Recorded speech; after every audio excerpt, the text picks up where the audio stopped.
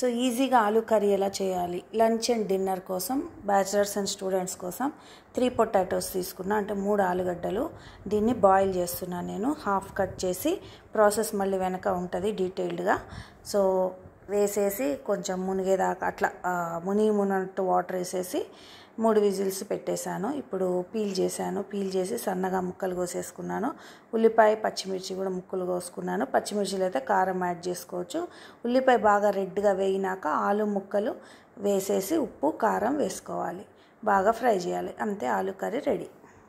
So డీటెయిల్డ్గా ప్రాసెస్లో చూద్దాం. ఒక గ్లాసు వాటర్ పోయండి. వాటర్ మంచినీళ్ళు తాగే గ్లాసు వాటర్ పోసినాక కొంచెం సాల్ట్ వేసినాక పొటాటోస్ 3 వేస్తున్నా, ఎందుకంటే లంచ్ అండ్ డిన్నర్ రెండుటికి వస్తాయి. ఒక మనిషికి 2 సర్వింగ్స్ ఫుల్గా వచ్చేటట్టుగా చెప్తున్నాను. ఇప్పుడు అవి మూత పెట్టి మీడియంలో 3 విజిల్స్ పెట్టాలి. పెద్ద ఆలు అయితే కొంచెం మీడియం ఆర్ పెద్ద అయితే 3 విజిల్స్, చిన్న చిన్న ఆలు అయితే 2 విజిల్స్ పెట్టాలి. So 3 whistles పెట్టేశాము.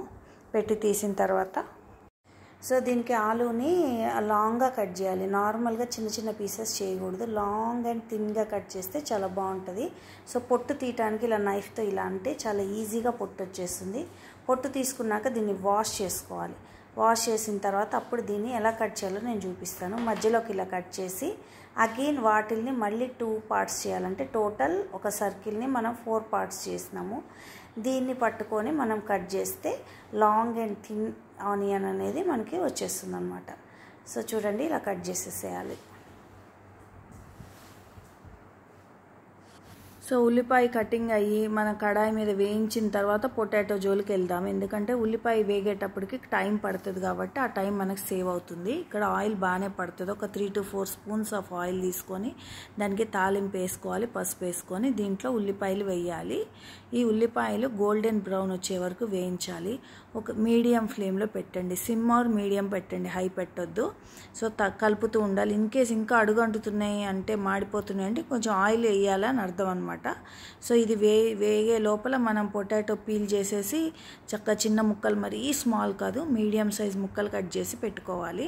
సో ఈ లోపల ఉల్లిపాయ బాగా వేగిందేమో చూడండి. గోల్డెన్ బ్రౌన్కి వచ్చిన తర్వాత ఇప్పుడు ఆలు ముక్కల్ని మనం వేయాలి. దీంట్లో వేసేసాము. ఆలు ముక్కలు వేసినాక దీంట్లో సాల్ట్ వేయాలి.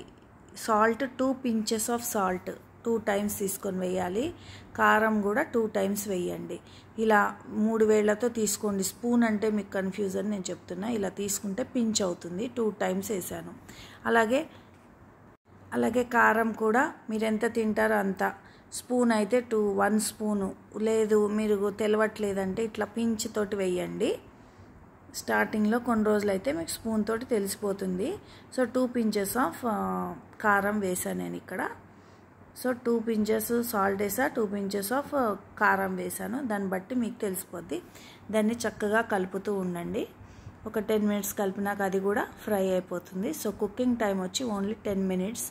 చక్కగా హాట్ పొటాటో కర్రీ ఎలా ఉందో చెప్పాలి.